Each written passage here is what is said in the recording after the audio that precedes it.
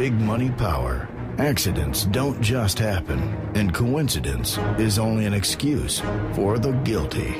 Welcome to the Conspiracy Chronicles. The only thing we have to fear is fear itself. Nameless, unreasoning, unjustified terror. In the councils of government, we must guard against the acquisition of unwarranted influence, whether sought or unsought, by the military-industrial complex. The potential for the disastrous rise of misplaced power exists.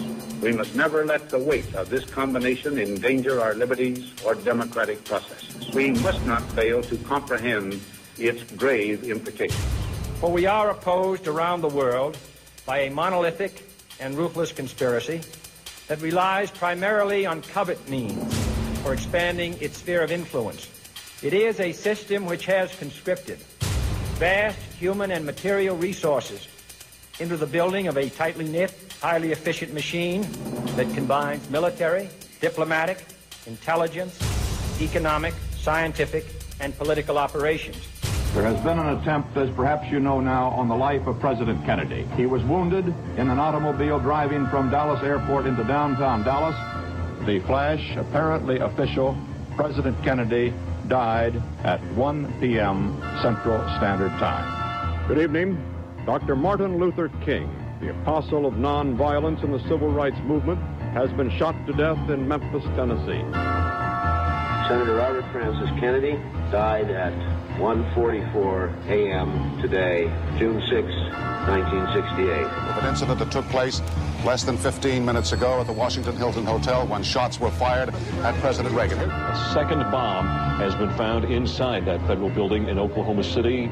The whole side has collapsed? The whole building has collapsed. The whole building has collapsed? The building has collapsed. That's the southern tower you're talking about. Exactly, the second building. Let us never tolerate outrageous conspiracy theories concerning the attacks of September the 11th. Malicious lies that attempt to shift the blame away from the terrorists themselves, away from the guilty. And now, here are your conspiracy detectives, Joe Joseph and Tim Watts. Yes, it's Sunday, and once again, it's time for the Freedom Links Conspiracy Chronicles here on the Orion Talk Radio Network. I'm Joe Joseph. To all those joining us from down the rabbit hole, welcome. Popeye puts on a great broadcast, and definitely glad to be following Uncle Popeye. So, Tim Watts here, everybody. Yes, sir. Time to lock and bolt my doors and draw the shades on my windows, right? That's right. And watch out for the heart attack gun. It may come for you. Some good information here tonight, folks. Tonight, the subject matter is going to be an update, on the police state. I don't think we can harp this subject enough, Timmy, because this stuff changes almost like the wind direction. Well, yeah. It's kind of like our occasional periodic update, so that you have an idea of just how far this thing is creeping along, stomping along at this point. That's right. So we'll be talking about the police state tonight, and just this is to catalog, folks, or to put in perspective just how fast the police state is actually advancing in this country. And it's something that everybody should be concerned about and definitely have a heightened sense of awareness about. The other thing you should have a heightened sense of awareness about is Orion Talk Radio has it's been experiencing some very unique and interesting service disruptions. So you might end up seeing that the stream get cut off on the Shoutcast player or the Orion stream player or the pop-up player. But if that does, on OrionTalkRadio.com, on the left-hand side, we have the Windows 48K and 16K streams, and you can always use that as a fallback because those work regardless of whether or not we're experiencing the disruptions. That comes directly from the server itself. Yeah, it's amazing since the 3-week series on the Bush family how much technical crap can befall one radio station. And it's interesting, folks, because Orion typically has never experienced this type of service disruption before, outside of the server getting bogged down, But this is clearly something else, whether it be the service provider or whatnot. We're still investigating it, but just to let you know, if you do experience that disruption, just utilize the Windows 48K stream or the 16K stream on the front page. That's oriontalkradio.com. And last but not least, before we get into tonight's subject matter, it is my pleasure to announce that the Freedom Link will be going 5 days a week, Monday to Friday. We'll still be doing Conspiracy Chronicles on Sunday. But now, Freedom Link Monday, Wednesday, and Friday will be broadcasting 9 p.m. to 10 p.m. Eastern. And then on my normal Tuesday and Thursday, we'll be doing 9 to 11. So we'll be shifting down an hour on the Tuesday and Thursday, but you'll get the 5-day or Monday through Friday content from the Freedom Link. So it'll be a little more information, a little more news, Timmy, and believe it or not, folks, here. Hey, thank you very much. Yes. And we'll actually start taking phone calls here pretty soon. No. Joe Joseph, take phone calls? That's right. I can operate a switchboard, too. It was because you were stuck up.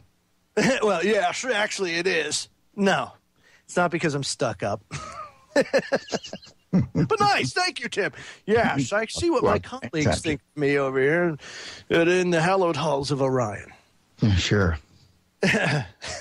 You should see his parking spot at work, folks. the Joe Joseph. It says the Joe Joseph. It's like, how come he gets to say, Popeye always complains, how come he gets to say the Joe Joseph? Just saying, you know. Well, that's good. Well, tonight, police state, Timmy, and the first place I want to go is whitehouse.gov because, hey, seems like everybody's been going to whitehouse.gov lately, but it seems that many people have overlooked this executive order that was released in October, signed in October, establishing the White House Homeland Security Partnership Council. And this is a very, very it's not surprising in that I wouldn't put it past them for doing this, but in this country, this is a serious step in the wrong direction. Oh, red flags right away. Danger, Will Robinson. Danger. I mean, this is, didn't Jesse, this is the one that he got in trouble for kind of throwing some of this out in that, what was it, when he did the issue that got pulled, the FEMA, remember the episode he did on this? Yes, but now this is going to take it a step further. Now, you remember last year, Timmy, we were talking about the strategic, what the heck was it? The executive order for developing local partnerships and everything else. Yep. Strategic implementation plan. That's what it was. Okay, so a year ago we had this strategic implementation plan that sought to establish a fed to locality pipeline. And so that's what that looked at. Okay, but it was a locality thing. So it dealt strictly with government entities. So it had to be like your local sheriff department or your local, maybe your state police. But it was in that genre, right? Well, this White House Homeland Security Partnership Council actually gets into some pretty interesting waters.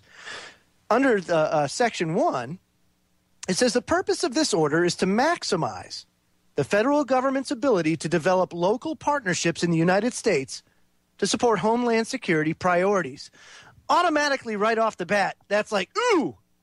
So what you're saying is, this is how we're going to cram homeland security policies and procedures down your throat. Oh, but it gets better. Partnerships are collaborative, working relationships in which the goals, structure, and roles and responsibilities of the relationships are mutually determined. Yes, as I have your arm twisted behind your back and you screaming, uncle. Yes, that is when we're going to discuss. Partnerships are supposed to be like two-way things, kind of like give and take. And why do I get the idea that this isn't going to be that way? Hey, you're going to take our policy and procedures, or you're going to wear a new pair of shoes, if you know what I mean. Exactly. Collaboration enables the federal government and its partners to use resources more efficiently, build on one another's expertise, drive innovation, engage in collective action, broaden investments to achieve shared goals, and improve performance. Partnerships enhance our ability to address homeland security priorities, from responding to natural disasters to preventing terrorism, by utilizing diverse perspectives, skills, tools, and resources. And when we come back, I want to talk to you about who they're talking about targeting here in establishing these partnerships. So we'll do just that in roughly 3 minutes. Don't go away, folks. You're listening to the Freedom Links Conspiracy Chronicles on the Orion Talk Radio Network. We'll be right back.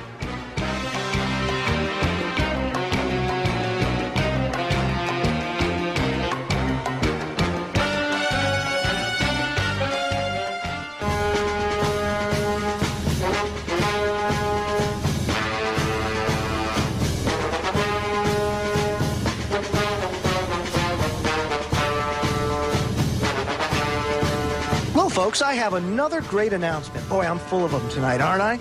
Orion Talk Radio welcomes another new host of the airwaves with the debut of Super Dave to the lineup. Morning radio gets an extra kick as Super Dave starts off the day starting tomorrow morning at 7 a.m. Eastern.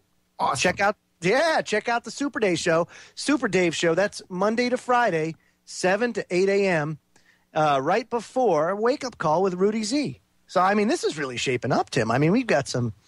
Well, I'd say it's coming together. I love it when a plan comes together. Morning radio is taking a whole new definition, especially here at Orion, so that's very cool. Welcome, Super Dave. Yeah, you don't get many networks that offer, especially alternative media networks, that offer the morning drive type of content. And it's one thing that I think is crucial that you have, you know, when you start your day off. Why not get pissed off and motivated, right? Right before you have to go to work. That's it. Or maybe on your drive, you know. Plug in your tune-in player and get it going. And I'll tell you what, nothing motivates me like a little bit of police state.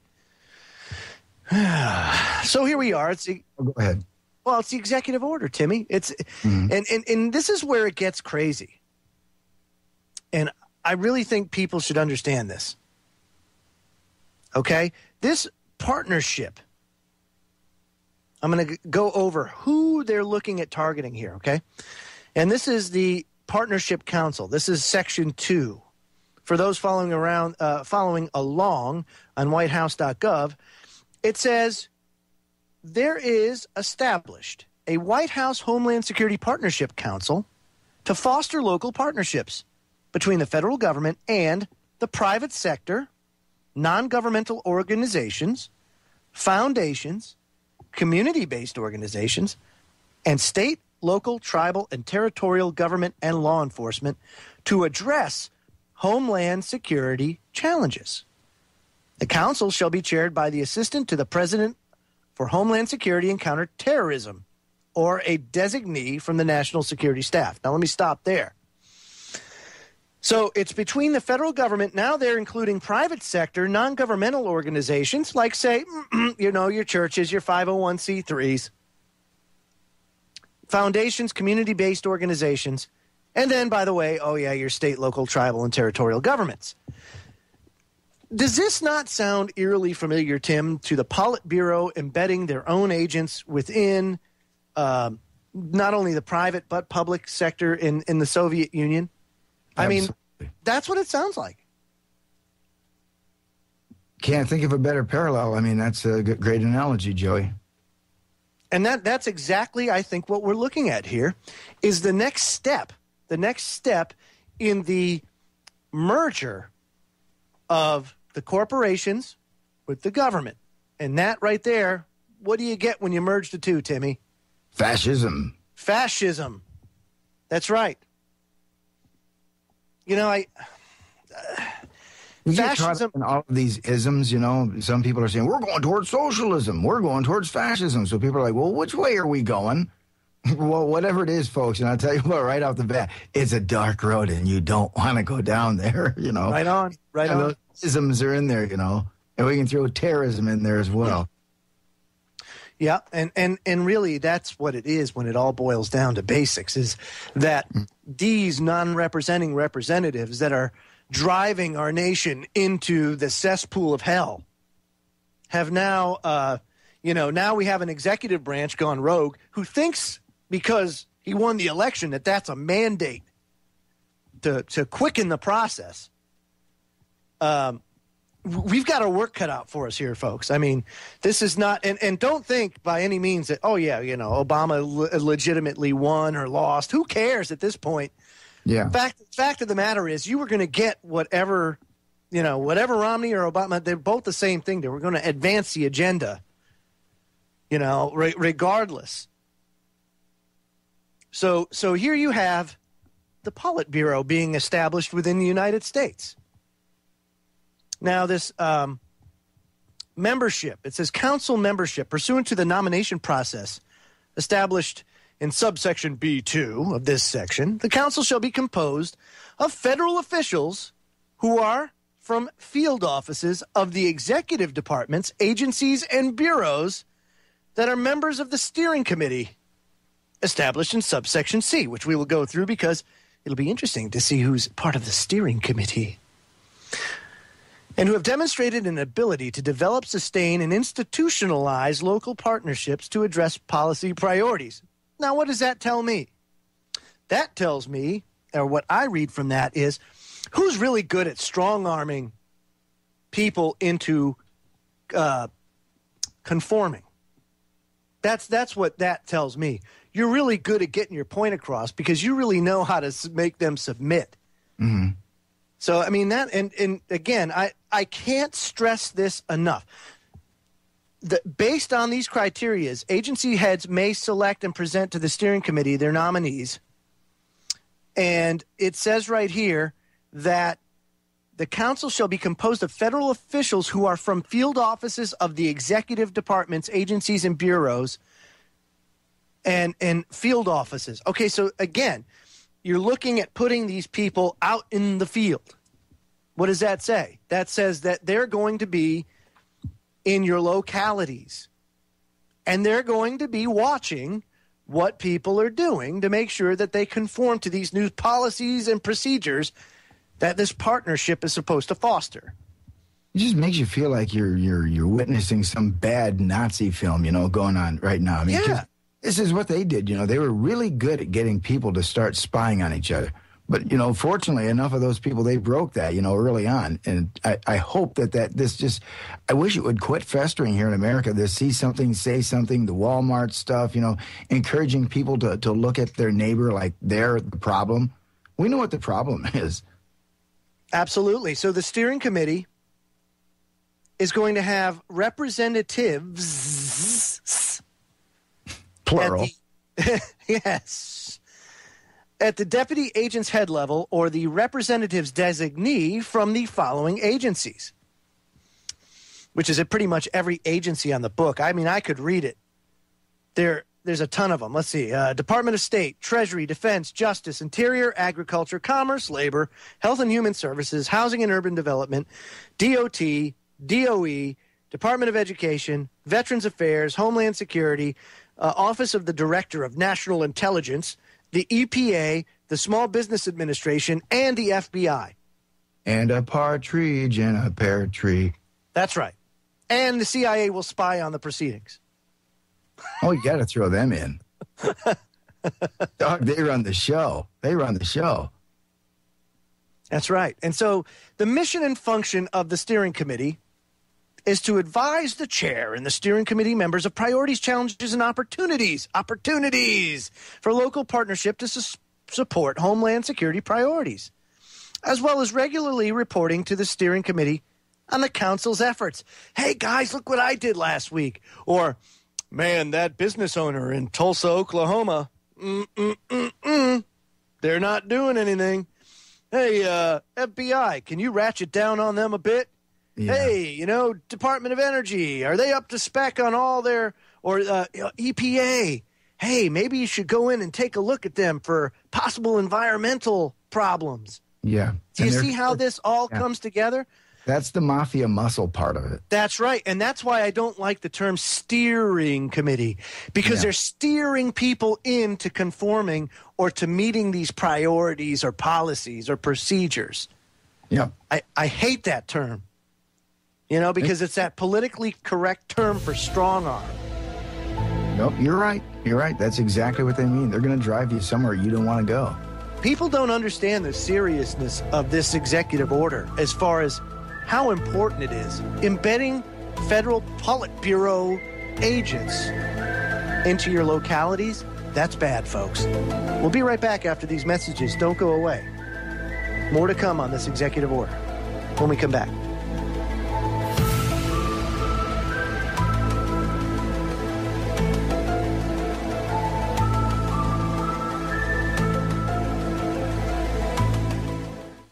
Host of the Information Nation. Join me every Sunday evening, 9 o'clock Eastern, 8 o'clock Central, right here on the Orion Talk Radio Network.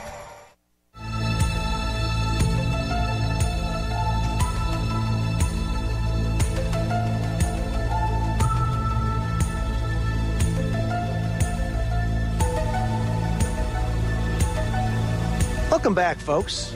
Don't forget the email address for the Freedom Link is thefreedomlink@centurylink.net. That's thefreedomlink@centurylink.net. Joe Joseph and Tim Watts here. And we're talking about the police state. We're giving an update to the police state situation in the United States. And it's pretty grim, when you start talking about the president issuing an executive order, basically establishing, having Politburo agents embedded in private business and 501c3 organizations, churches, community organizations. Why? It harkens back to a tune I remember once hearing quite often in the 80s and all that. Let's look at it.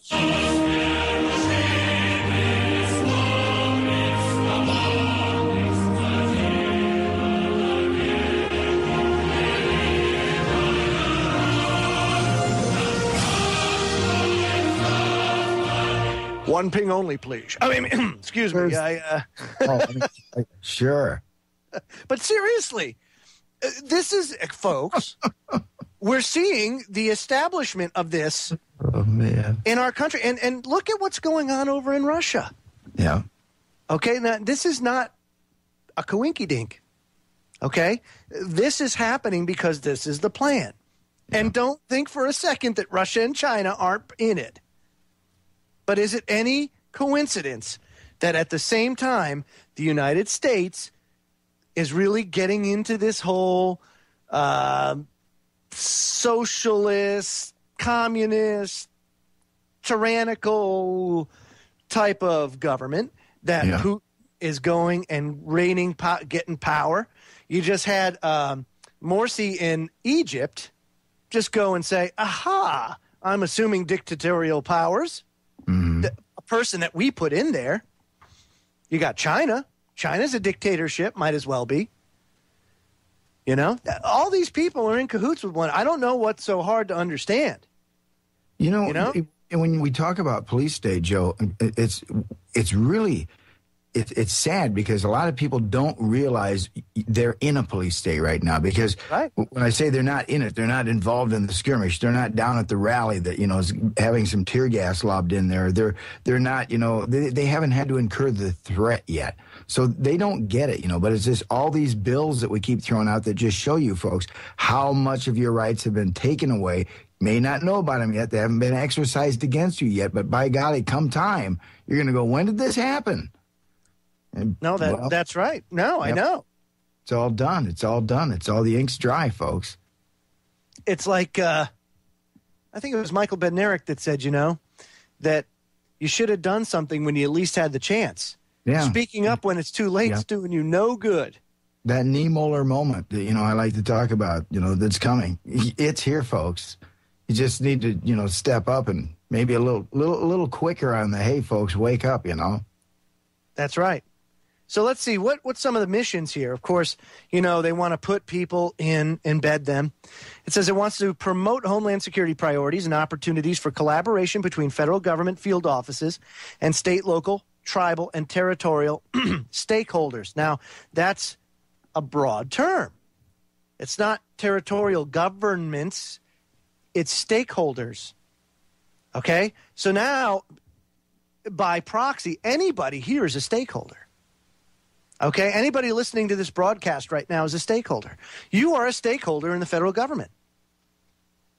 I mean, you pay taxes, you pay into it, you're a citizen of this country, you are a stakeholder. So that term being used there is very interesting. It also seeks to advise and confer with state, local, tribal, and territorial stakeholders and agencies interested in expanding or building local Homeland Security partnerships, raising awareness of local partnership best practices that can support Homeland Security priorities. I mean, these are all little rosy terms, Tim, but I mean, what it's telling to me is very black and white. Yeah, and it's just scaring the crap out of me. It's just, it's like getting it in deeper. We've already had this all-pervasive Homeland Security, thrown on top of us after 9/11, but this is just like, you can just feel the tentacles, just sucking in a little bit tighter. This is bad, folks. This is not a good thing, and we should fight this. If this is coming at the local level, then this is the fight that you can bring. That's right. And it says, as appropriate, conduct outreach to representatives of the private sector, non-governmental organizations, foundations, community-based organizations, state and local tribal government, and law enforcement entities with relevant expertise for local Homeland Security partnerships, and collaborate with other federal government bodies, and convene an annual meeting to talk about the findings, how well we're progressing, yada, yada, yada. So you can see the issues, the problems that this executive order really puts, it kind of inserts, Now, that's not to say that a lot of this stuff hasn't happened or is happening already. Yeah. But what this does now is it makes it more, quote, legal, because it's being put in writing. It's all laid out, This is something, folks, that needs to be watched. It needs to be talked about. I don't hear anybody talking about this at all. Well, I'll tell you one thing right now. This will not be restricted to annual meetings. They may have admitted they're going to have an annual meeting. Oh, thank you. But this will not be restricted to annual meetings. Trust me, there will be quarterly meetings, whatever, monthly meetings. But yeah, this is going to be a little worse. They always give out a little bit, but they don't let you know the whole story. But I guarantee you this is going to be a lot more than, like I say, annual meetings. No, that's right. And, also, here recently, the White House issued a cybersecurity executive order that was sealed. And that sealed executive order, EPIC, the electronic privacy guys, went and filed 2 Freedom of Information Act requests. And they were both rejected by the NSA. Of course, you had to know that was going to happen. Yeah, by cracky, we can't let this go. Why, we can't say that. That would compromise our national security. Yeah, Timmy. Anytime, they seal something, we're in trouble. Just that smell goes up in the wind right away, like, oh, crap. Right on. And I'm all for, there needs to be some type of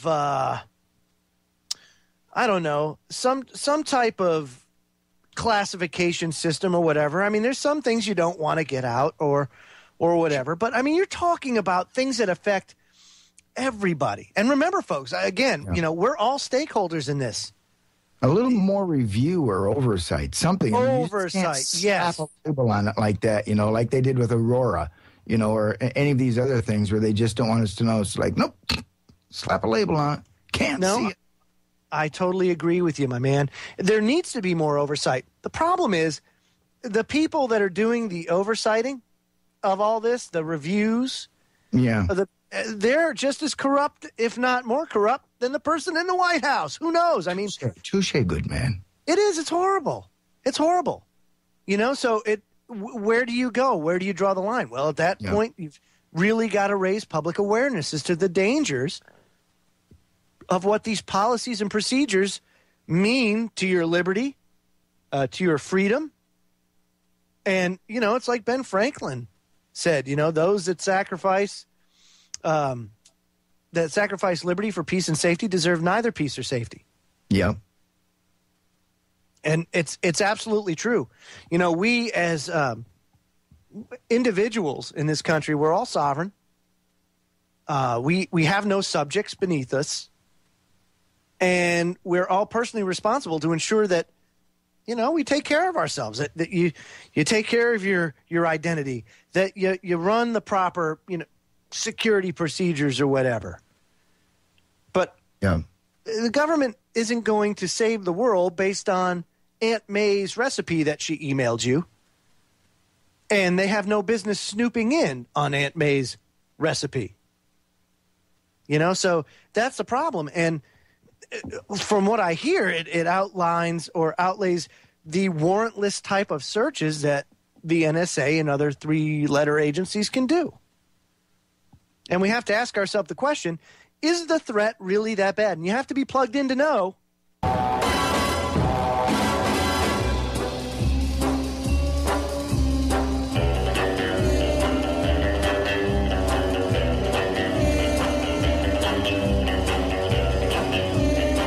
Folks, get your day started off the right way with Morning Brew, hosted by Gwen Caldwell. Up-to-date news and information, plus some of the best guests you'll hear on Midday Radio. Check out Morning Brew with Gwen, weekdays at 12 noon, right here on the Orion Talk Radio Network. Joe Joseph and Tim Watts, we're having our police state update, and we were talking about cybersecurity, Timmy, and I brought up that Ben Franklin quote, those that sacrifice liberty for peace and safety deserve neither peace or safety. Yep. And you wanted to comment on that. So by all means, Tim Aristotle Watts, everybody, you have the floor. Tim. Yeah, well, listen, it couldn't have been a more, pertinent thought, really when you get right down to it. I mean, there is no saying, from all of our forefathers, and there have been some great ones from Jefferson and Jackson and Washington and so forth. But I mean, really, Joe, when you think about, as it's really appropriate that you brought that up, because there's no saying that could be more pertinent to a society as a whole right now. When you look back at the last 12 years and what's happened to us since 9/11, that quote right there is what it's all about, folks. I mean, because everybody's been willing to give up a little bit of liberty, well, it's just a little bit, it's not going to hurt, because it'll make us safer. But no, they keep taking a little more. Finally, you get down to the end, like, wait a minute, we didn't intend to give up that much. Well, they just kept taking a little more, and you were comfortable with that. Pretty soon, it's all gone. You're at the bottom of the cookie jar, and there's no more left to take. But again, just that saying alone, I mean, Joe, that rings home so true for the last 12 years now, because that's what it's been all about, and they know it. Take a little bit of your liberty. That's right. And, and who can guarantee you safety? That's the other thing. Where am I going to get that safety after I give up the liberty? Right. It's just like an asinine trade to begin with. It is. It's a total sham. It's a total and complete sham. It's based on, and from a spiritual standpoint, Tim, it's based on the devil's biggest deception, that it's okay to compromise. There's always tomorrow. Don't worry, everything will be it'll be okay, And you compromise, or you come to these, the lesser of two evils. And so, yeah, you know what, man, sacrificing liberty, they may have to read a couple of my emails to make sure I'm safe. Yeah, it's okay. It's the lesser of two evils. I'd rather be that than be blown up by a terrorist. But, how many people have you seen in this country blown up by a terrorist? If let's just say, for example, 9/11 went daily thing at the market. Where the heck do you live, man? Where I live, daily thing at the market. Oh, sure. Are you kidding? Yeah, right. Yeah, of course. Yeah. So, I mean, again, that you have to ask yourself, is it really worth it? And then each time they do it, they take a little more and a little more and a little more. And before you know it, you're so far off that path that you're lost. Yeah. You've lost your bearing. You've lost your way. You're just out in the middle of nowhere, and you can't find your way back. And that's where we're headed. You can't compromise these values, these the very foundation of this country. It was bedrock, Tim. Yeah. And they just chip away at it. And you know how good a house built on sand stands? You know how well that actually holds up? Yeah. It doesn't. And that doesn't work too well, does it? Our foundation is crumbling. It truly is. And to point that out a little bit, I'm going to bring this in because we were talking about cybersecurity. I'm a big fan of Ben Swan and his reality check. And he actually went into this. He did a reality check. New cybersecurity means feds can read your email without a warrant. Let's listen what Ben has to say.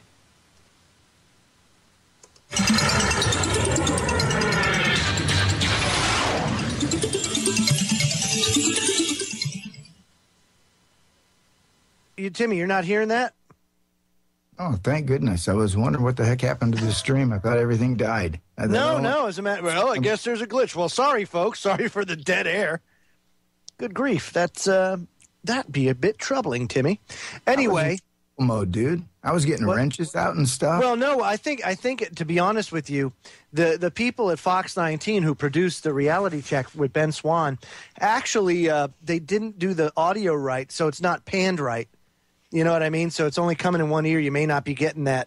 You may not be getting a left-right. Yeah, so that's probably why you don't hear any audio. At any rate, Ben Swan goes on to talk about it and comes to the conclusion that first of all, it does, that the new cybersecurity bill does mean that they could feasibly go in and read your email without a warrant. Absolutely. And that the bad thing about it is that it wasn't in the original version of the bill. It actually got kicked back because it wasn't intrusive enough. Now, that's a problem. It wasn't intrusive enough. It was not intrusive enough. What does that, I mean, are you kidding me? Not intrusive enough. It just, boy, I'll tell you what. In hour number 2, folks, Timmy, we'll go over that too. I want to get into the newest, the latest surveillance technologies. People are going to need to know that. What were you going to say? I was just going to say, you brought up before, the accepting of the lesser of two evils. We've heard that over and over again, since the election. And it's a good point, the way you brought it up. But I just wanted to say that, eventually, when you keep accepting the lesser of two evils over and over and over and over again, you're going to end up with a whole lot of evil at the end, dog. I'm just saying, you know what? You're not only doing that, but I mean, it's, again, for those out there that are spiritually grounded, that, the Bible talks about sin being sin. It doesn't matter what it is. It's sin. Well, the same thing you could say here. Evil is evil. See, you can learn some things. You can learn some things from these ancient texts because people have been through this before. And you can find out evil is evil. Sin is sin. It doesn't matter. Take a little at a time, take a little at a time. But in the end, it's going to add up, That's right. You might have taken a little at one time, but you're going to end up with a whole lot of bad when it's all over. And it's deception. That's the thing, They come at you with a lot of what you perceive as truths in that, man, our security's threatened. You're not safe, but you will be. You just have to allow us to do this. Mm-hmm. And, okay, yeah, I mean, come on. What is that? I got nothing to hide. And that's an awful thing to say, too, by the way, folks. Go ahead. I've got nothing to hide. Really? It's horrible how much people do not value their privacy anymore. And it's been programmed. It's been programmed over the years. Well, now once you give it up, it's going to be hard getting it back. Yeah. And now with social networking, people are putting their whole lives out there for everybody to see. Why?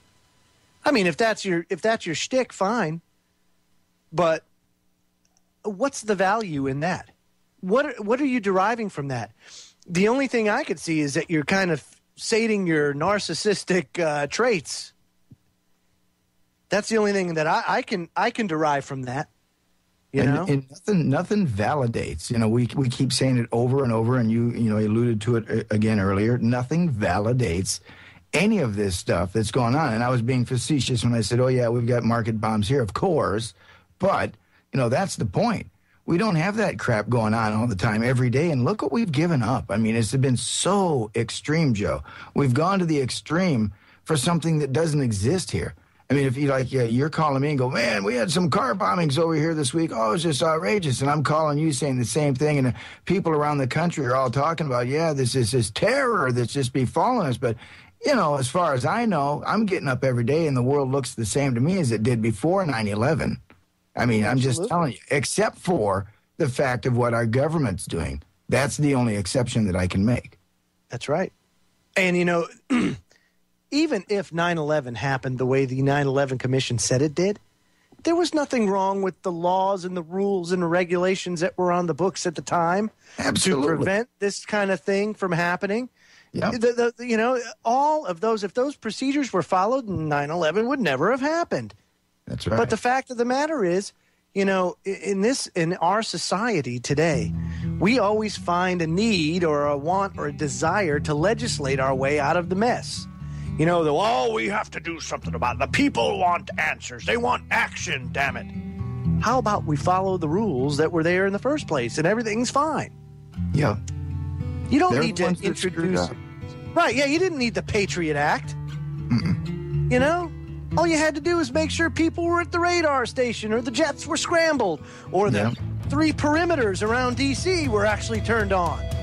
I mean, who's to say that now they've put all these new policies in place that something else will come along and they won't follow these policies? I mean, hell, you couldn't follow the ones we had in place to begin with. That's right. Let's make it more convoluted. Folks, hour number 1 is done.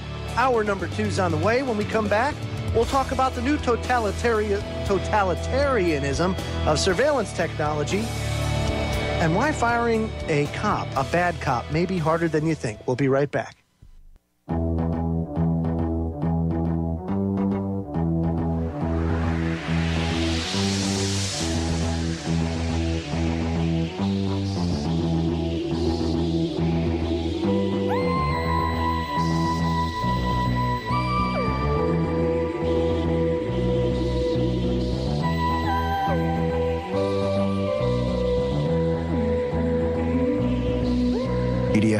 Right here with Orion Talk Radio. It's Conspiracy Chronicles Night. Joe Joseph, Tim Watts, and it is time for a trip out east with our good friend John and the Conspiracy Court. Take it away, John. Thanks, Tim. My second favorite time of the year. No, not Christmas. It's the annual running of the sheeple, starting early in the morning, the day after Thanksgiving, weighed down by turkey and stuffing, the zombie masses, lined up to buy Chinese slave goods they do not need while racking up credit card debt they can't pay off. Can we say QE4? Oh, how I love to see the chaos and mayhem of the zombie masses trampling down innocent shoppers for that Chinese-made $3 toaster, then go home and cry because they have no job. It's all Bush's fault. Really. This year was no exception. While you're out looking for that perfect gift this holiday season, look for this new CD for 2012. The name of the CD? It's A Police State Christmas. With beloved tracks such as You Better Watch Out, You Better Not Cry, You Better Not Pout, I'm Telling You Why, Jack Boot Dogs Are Coming to Town, I'm Dreaming of a FEMA Christmas, and Dashing Through the Snow, We're Trying to Get Away from the DHS and the TSA. How about Frosty the Border Patrol Agent, and soon to be a hit, The 12 Days of Police State. On the first day of the police state, my true love gave to me a full body cavity search. You also get Up on the Housetop, the drones fly, close my curtains so they won't pry, and it's beginning to look a lot like a police state.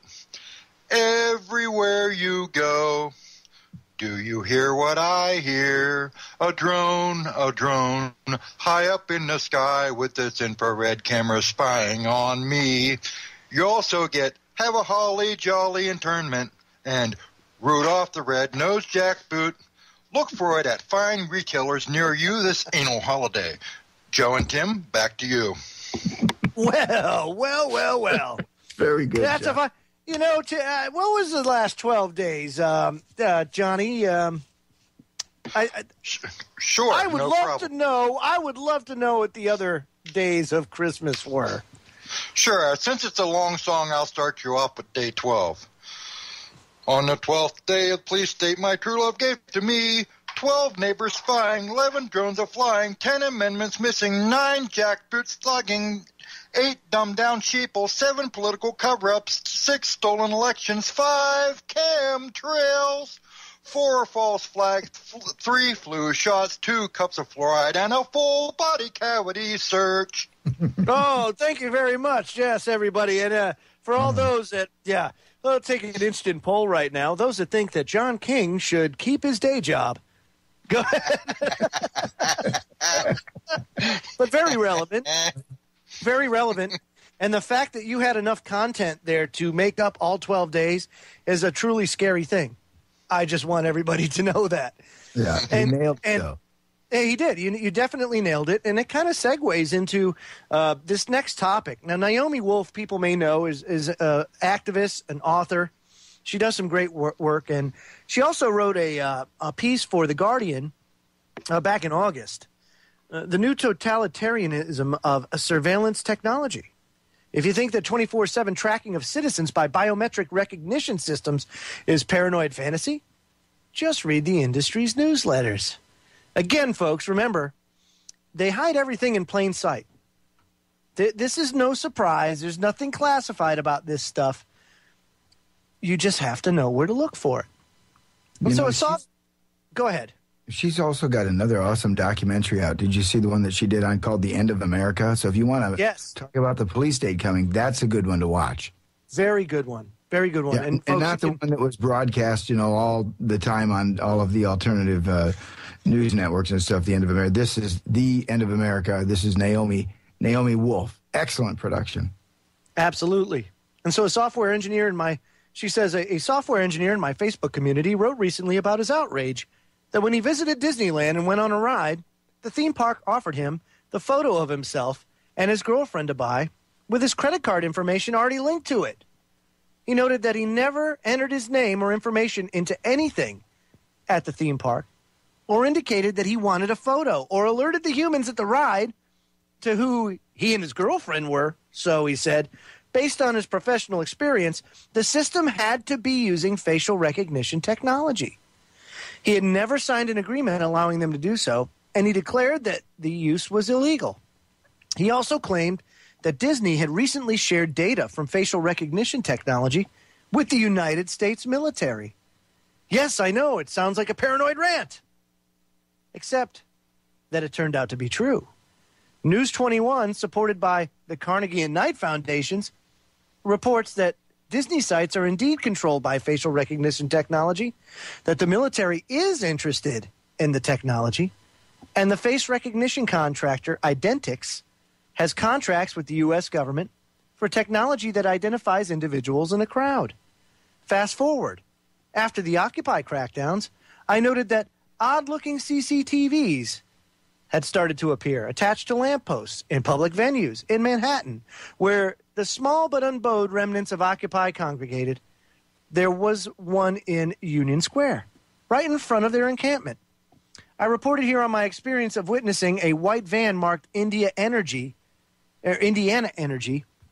that was lifting workers up to the lampposts all around Union Square and installing a type of camera.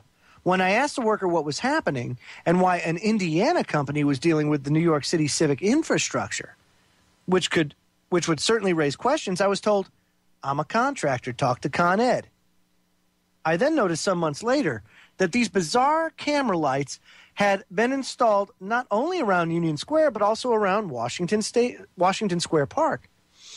I posted a photo I took of them and asked, what is this? Commentators who had lived in China said that they were the same camera streetlight combos that are mounted around public places in China. These are enabled for facial recognition technology, which allows police to watch video that is tagged to individuals in real time. When too many people congregate, they can be dispersed and intimidated simply by the risk of being identified before dissent can coalesce. Another of my Facebook commentators said that such lamppost cameras have been installed in Michigan and that they bark, "Obey," at pedestrians. This too sounds highly implausible until this weekend in Richmond, British Columbia, near the Vancouver airport, when I was startled as the lamppost in the intersection started talking to me. In this case, instructing me on how to cross, as though I were blind or partially sighted. Finally, last week, New York Mayor Michael Bloomberg joined NYPD Commissioner Raymond Kelly to unveil a major new police surveillance infrastructure developed by Microsoft. The Domain Awareness System links existing police databases with live video feeds, including cameras using vehicle license plate recognition software. No mention was made of whether the system plans to use or already uses facial recognition software, but at present, there is no law to prevent the U.S. government and law enforcement agencies from building facial recognition databases.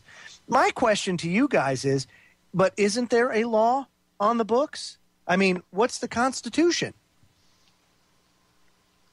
What do you think, guys?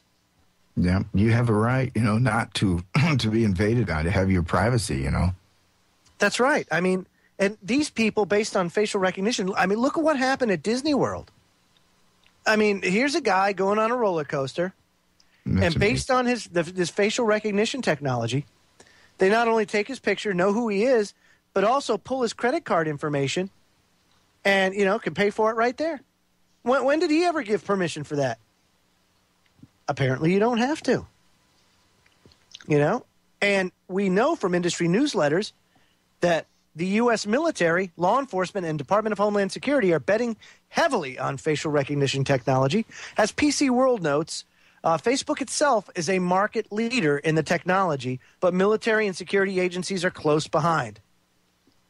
Very, very interesting, Tim. Very interesting indeed. Scary.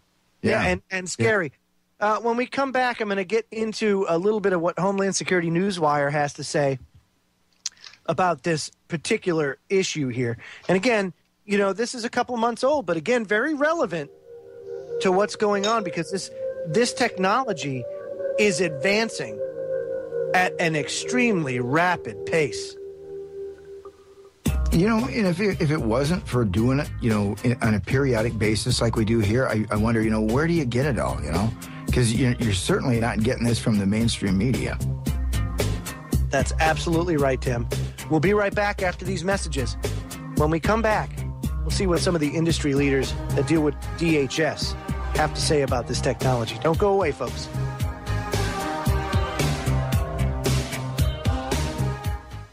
A note about the Orion Chip-In banner. If you like what you hear on Orion Talk Radio, you can help us with a personal donation through our online Chip-In banner. Look for it on our website. On the left-hand side, give it a click, and you can help us spread the truth by supporting one of the fastest-growing talk radio outlets in the world. We sincerely thank you for helping us get the truth out. Orion Talk Radio, news and views beyond the mainstream media. Joe Joseph here, along with Tim Watts and John King, and we're talking about these new surveillance technologies that are out there. Now, guys, according to Homeland Security Newswire, billions of dollars are being invested in the development and manufacture of various biometric technologies capable of detecting and identifying anyone, anywhere in the world via iris scanning systems, already in use, foot scanning technology. You guys ever think about that? Foot scanning technology. Really? Dr. Scholes is involved in this? Dr. Scholes. That's right, folks. When you guys, have you seen the new Dr. Scholl machines in some of your big box retailers? Yeah, I have. Don't tell me they're taking data from those. Yeah, look at that. Oh, look at that. We got his foot. Woo! Data mining your feet. Wow. That's not very smart. The last time I took my shoes off, I had 3 flies head right straight for the fly tape. Committed suicide. And also voice pattern ID software and so on. What's very obvious is that this technology will not be applied merely to people under arrest or to people under surveillance in accordance with the Fourth Amendment. Ah, the Fourth Amendment, you say.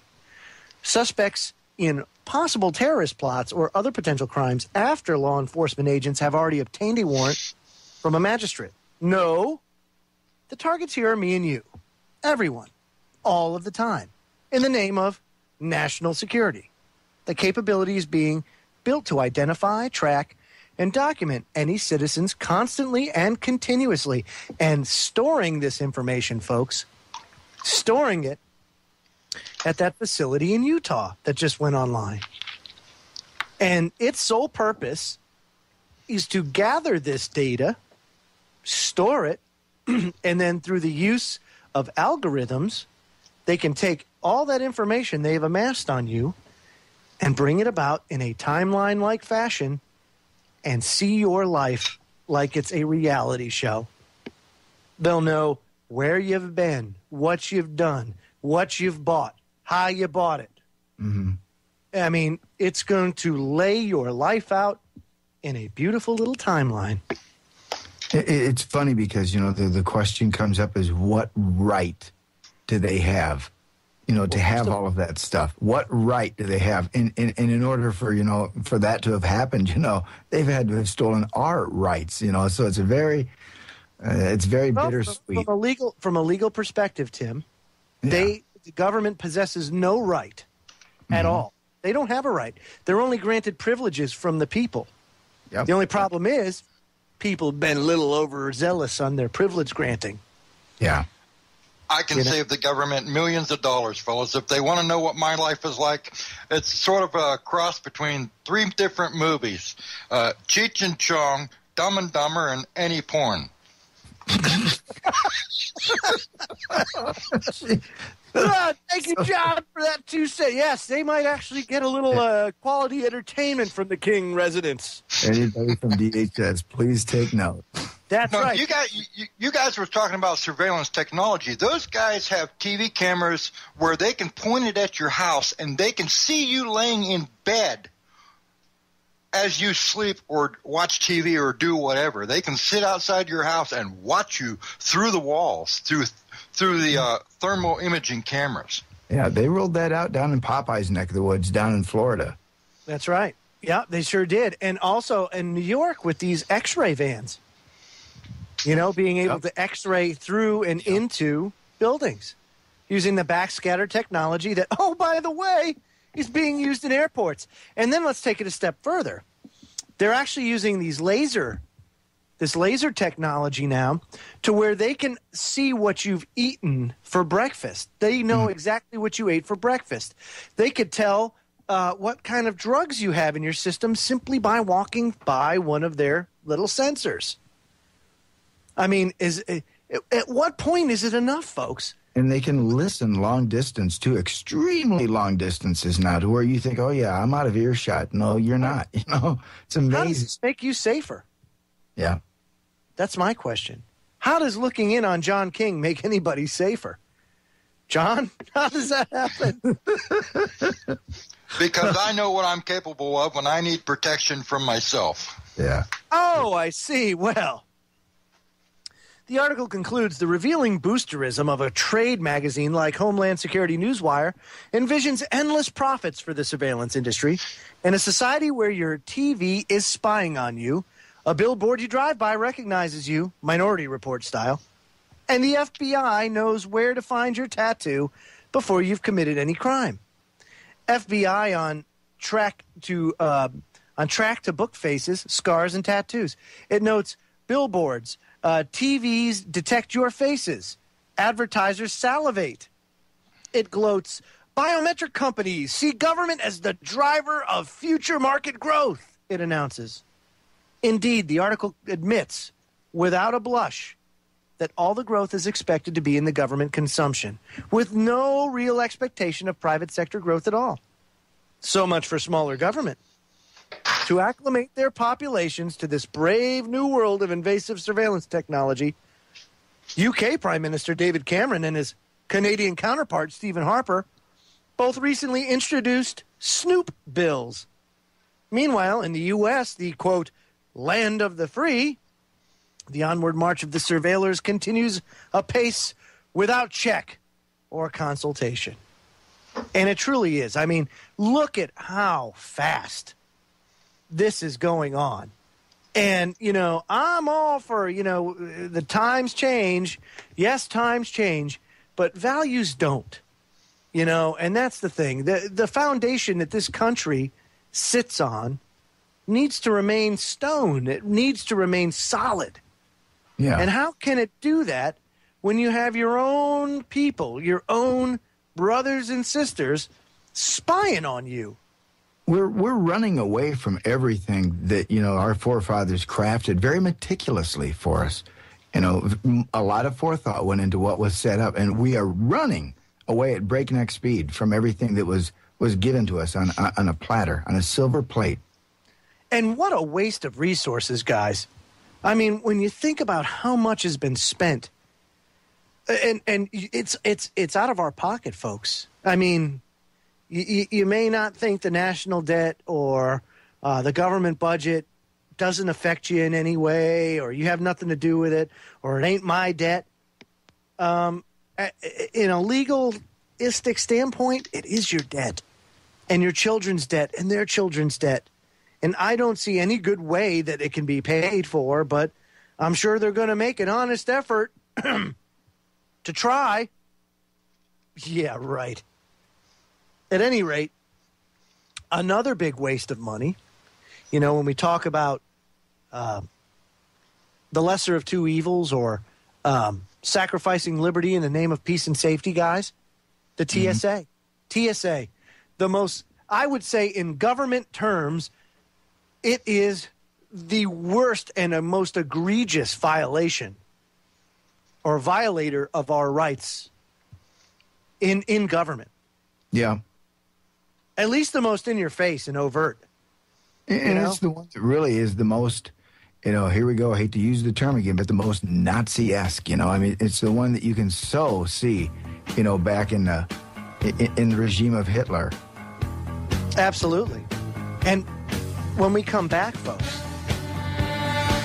a prominent periodical made the statement that the TSA, quote, makes airport security, or TSA's airport security is making Americans less safe. We'll talk about that when we come back. Don't go away. Conspiracy Chronicles continues in roughly 3 minutes. We'll be right back.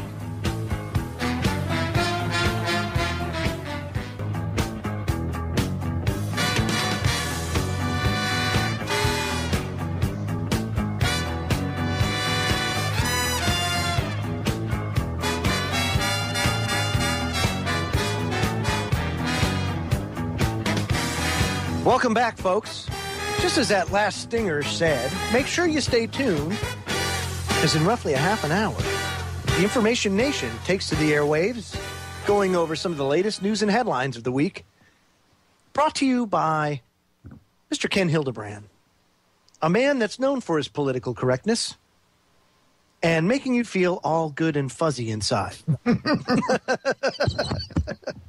So make sure you stay tuned at the 9 o'clock hour for Ken Hildebrand and the Information Nation, folks. Joe Joseph here and Tim Watts, along with John King, the other guy that make you feel warm and fuzzy. And we're talking about the TSA. Yes, of course, it's opt-out week. But, talking about wastes of taxpayer money, Business Week came out with a stunning release saying that, quote, the TSA, on the TSA, says airport, quote, security, and security's in quotation, is making Americans less safe. So, let's get into it a bit, shall we, boys? It says Business Week on TSA, airport security is making Americans less safe.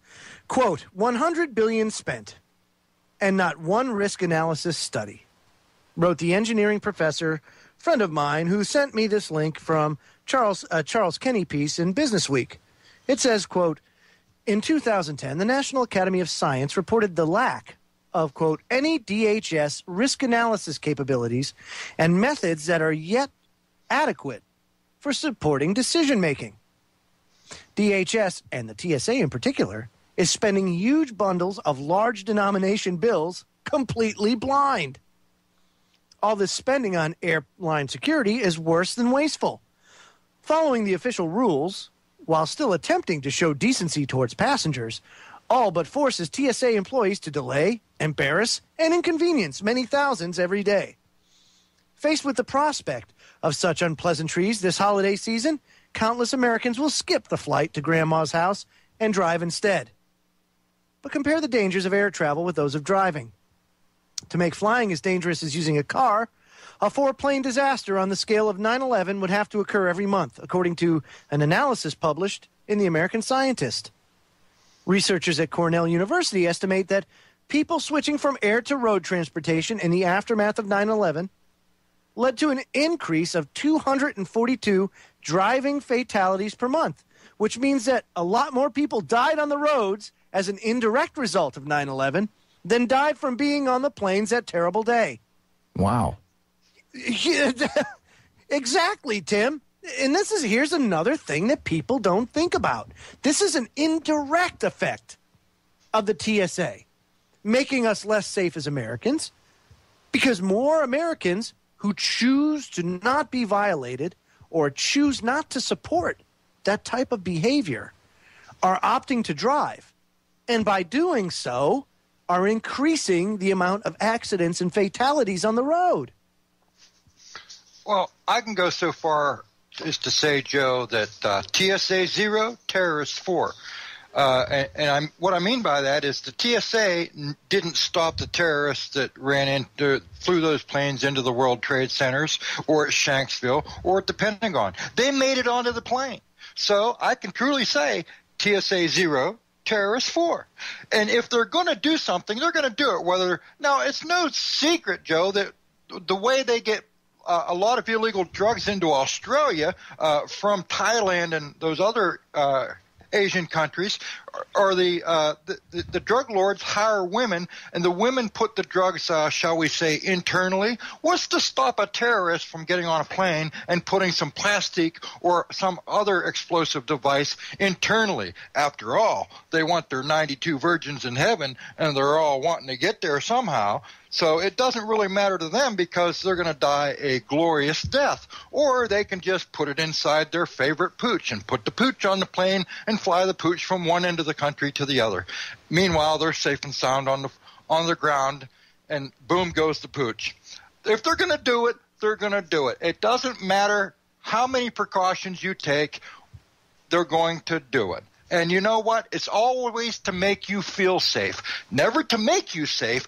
They just want to make you feel safe. Because when you stop feeling safe, that's when you grind. That's when the economy, you stop spending money, everything grinds to a halt. Yeah, because people actually think, well, we better circle the wagons. And that's exactly what's going on. It says the Cornell researcher also suggested that enhanced domestic baggage screening reduced passenger volume by about 5% in the 5 years after 9/11. And the substitution of driving for flying by those seeking to avoid security hassles over that period resulted in more than 100 road fatalities. That's not to say TSA employees bear responsibility for making the roads more dangerous. They're just following incentives that reward slavish attention to rules over common sense. Instead, the blame lies with politicians, the media, and yes, the traveling public, who will skewer officials over a single fatal plane incident while ignoring car crashes, gun homicides, and even bathtub accidents that kill far more people than terrorism does. Yeah. The TSA should be encouraged in its efforts to expand lower hassle approaches to airport security that don't dissuade people from using one of the very safest ways to travel. Washington should ask itself why it values the life of an airplane passenger so much more than a bus or train passenger or that daredevil bath taker in terms of the time-wasting, expense, and invasion of privacy it's willing to tolerate to protect them from harm. Fantastic piece by Business Week, I must say, because it highlights the other side, the indirect side that nobody really pays attention to or tries to measure. But somebody actually took the time. Researchers at Cornell actually took the time to equate that. Okay, how much is airport security actually stopping people from using airplanes? Okay, then where are they going? What are they doing? And look at how many fatalities it's causing on the road compared to how many people are dying as a result of terrorist attack by airplane. Yeah, I think fantastic piece is an understatement, Joe. That's awesome. That's just freaking awesome that they actually took the time to do that. Great points, all great points that they raised, you know. You know, was TSA ever anything that we needed here? I mean, seriously, getting back to your point, things were covered quite well before 9/11, you know. Everything. That's right. I miss being able to go down to the gate and see mom and dad come off the plane and give them a nice big hug. Yeah. You know? That's just another way that's just another way, Tim, that they not only dehumanize, but they take away that emotion, that feeling that's there, you know, and they make it more mechanical, more procedural. I don't know. It's more in your face that there is a change right now, you know, and you are enduring change. You know, coincidence, you know, that the last presidential campaign was hope and change, you know, it's like change was coming one way, shape, or form, you know, whether we wanted it or not. That's all we've got since 9/11 is change. And again, it goes back to the fundamental question, folks, why? Because look how extreme this has been. Joe just pointed out a great, you know, example. Hugging, you know, grandma goodbye at the airport. Boy, you know, until you said that, Joe, I hadn't really thought about it. Because, you know, you're not allowed to do that anymore. All these things that have changed, simple little things, but when you add them all up, it's an awful lot of change. And for what? For what? Again, there's not daily stuff happening here in this country. And I suppose, you know, the minute folks start to get that, and the minute maybe someone starts to question that, maybe in the mainstream media, then the thugs, you know, at the CIA, they go, oh, geez, we need to step up domestic terrorism. But, you know, for all intents and purposes, folks, I mean, for what reason do we endure all this? That's right. And it's a fraud. It's the perfect fraud, though, because, I mean, it's an enemy with no face and no borders. It's perfect. Mm-hmm. You know, you can't ask for a better, quote, enemy or threat. And, of course, you know, our response to that is, say, this Examiner article. TSA pulls down dress of 17-year-old niece of Texas congressman at airport. I mean, hello? Why, ma'am? I don't know, but those breasts look an awful lot like warheads. And we're going to have to check that out. I mean, is that all it takes? Really? It says, and I'll go over this after the break, because this is absurd. I mean, to derobe somebody in public, and this didn't happen in one of the little examination rooms. This happened at the airport in front of everybody. So when we come back... Oh, I'm just going to say, surprised Johnny King was able to hold himself on that one. Yeah, well, I'm sure he won't when we come back. I'll get his take on it as well as much more. The last segment of the broadcast coming up, folks. Don't go away. We'll fill you in on this, and then onward to the Information Nation. We'll be right back.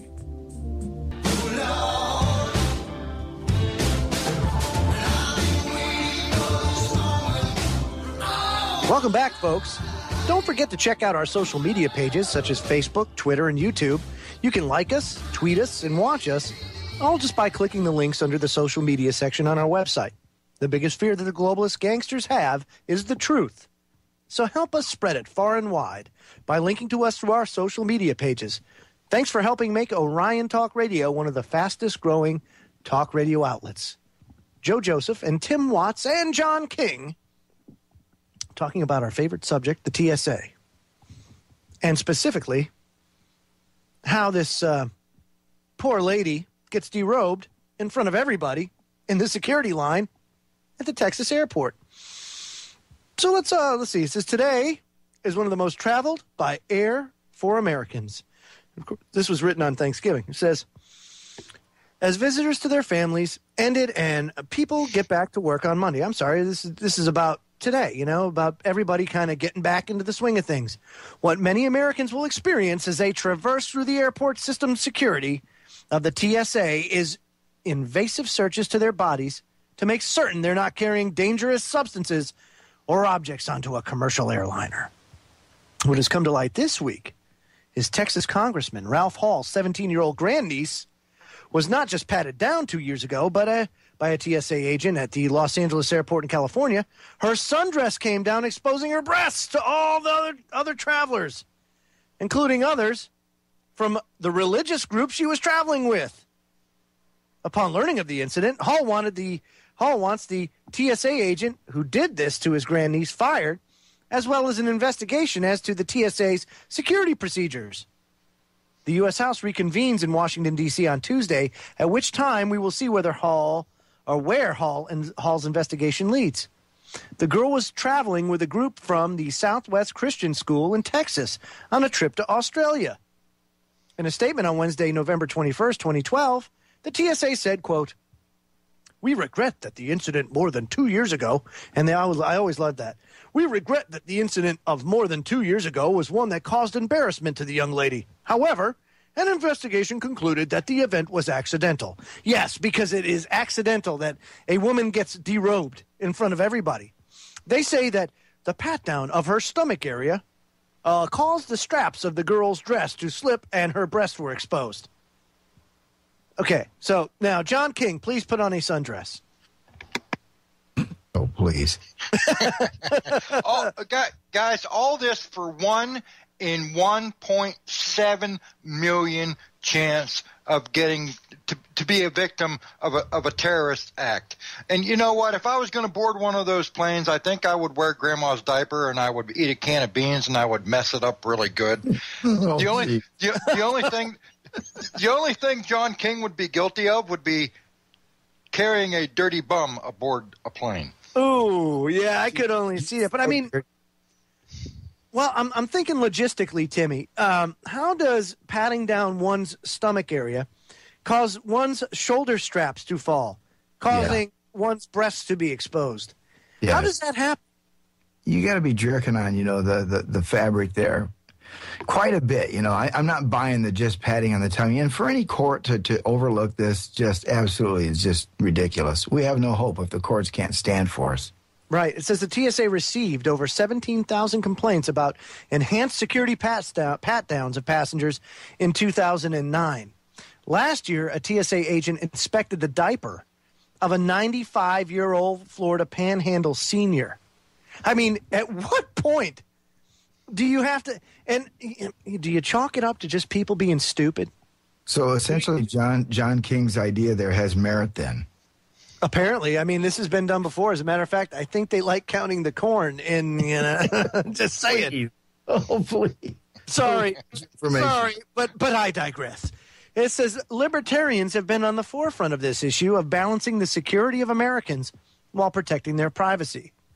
As we reported last year, the Libertarian Party of Florida demanded county sheriffs in Florida arrest TSA agents found to be violating the Fourth Amendment to the U.S. Constitution. In 2010, the National Libertarian Party also called for an end to the abusive searches happening to Americans as they travel throughout the states as a violation of their privacy. And folks, we cannot say enough about this. And if you allow a man or a woman to go and violate your spouse or your significant other or even yourself, then that speaks volumes about your character. And I'm just saying, because at some point in time in your life, you're going to have to make a stand. Mm-hmm. You're going to have to, whether it's about the TSA or something else. It doesn't matter. But you're going to have to make a stand. So if you've never done it before, now's a good time. And if you have done it before, well, now's a good time to do it again. And you make a good point, Joe, because I think a lot of folks, when this all started up, a lot of folks thought, oh, yeah, just a little temporary thing, a little bump in the road, because of 9/11. It's not going away, folks. For those that think, it'll go away soon. It'll go away soon because this terrorism thing will go away. It's not going to go away. It only goes away when you start screaming and start getting upset about it. If they don't hear from you, you really think that this is going to go away on its own? Just not going to happen. Sorry to say, but we're the ones who are going to affect the change here. That's right. Absolutely 100% correct. But it is having an effect. People are speaking up, and it is having an effect because this holiday season, the TSA is going to have fewer body scanners operating. This is as of November 15th, and this is PolicyMike.com. As of November 15th, the Transportation Security Agency has announced that it officially packed up over $14 million worth of its full-body scanners, citing privacy concerns as the primary reason for suspending their use. Having just recently argued against the use of these machines as a detriment to privacy, this strikes me as noteworthy, as a noteworthy landmark in the cause for personal liberty.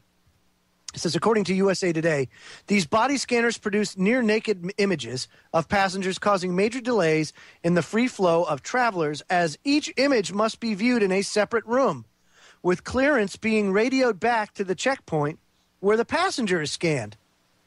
The machines were originally to be replaced with newer models that produce a generic stick figure-like image. However, it was ruled that this new technology was flawed and could not adequately measure security while alleviating privacy concerns. So they have shelved some of these scanners, and it's only because people made the stink about this. And folks, one of our hosts here on Orion Talk Radio, Derek Brose of the Houston Freethinkers, fought the TSA and got them kicked out of Houston International Airport. Yep. He did it. I mean, and that's the thing is, you can do it. You can be a person, a game changer, just one person. You can do it. And you may not know that you even did it, but you do it just by getting out and doing. You never know who you talk to or who you might influence or what you might do when embarking upon this type of activity, this activism. But I'm telling you, folks, it's going to be worth every second that you put into it. You may not see the payoff now, but you will, and your children will appreciate it so much more. John, any closing thoughts? That was perfect. Yeah, I'll just mute myself. Yep. I don't think that people are going to say anything. They've become complacent. They've become greedy. They want their Obama goods. They want things handed to them. And, Joe, you could stop them at every street corner and every red light and make them get out and touch their toes, touch their nose with their eyes closed and walk that straight line. As long as they're getting goods and services from the government for free, they don't really care. Well, I will say this, Johnny. There was a little-known person doing his little talk radio show on Little Orion Talk Radio one day when he and his wife went and found FedBizOps and what it was all about and relayed it to Alex Jones, who proceeded to have me on twice. And from 2001 to 2011, FedBizOps, or FBO.gov, and Google had 213 search returns. From 2011, December, to now, over 6 million. And one of the reasons why the bullets, the rounds for DHS were discovered was because people learned how to use FedBizOps. And one person went on and did that. And that was me. And I had no idea, no clue that would ever happen, that would ever explode the way it did, and that information would go out and be used by people to actually expose some of the things that the government's buying or using to take away or steal our liberties and freedoms. But it did, and one person made a difference. So everybody out there can make a difference, and you never know when it's going to happen. But as long as you keep trying, the odds steadily increase in your favor. And that's my pregnant pause for this evening. And so, and so, guys, I mean, as we wrap this police state broadcast up, any closing thoughts, Tim? Well, I would, tell people just keep asking why. I mean, throughout this whole thing, keep asking yourself why and keep saying for what good reason. Because, folks, the war on terror is a fraud. The police state is not to make you safe. The police state is here to entrap you. Johnny and Timmy, we are done with our job for this evening. Time now to hand the baton off to Ken Hildebrand and the Information Nation. Folks, stay tuned. Ken's coming up.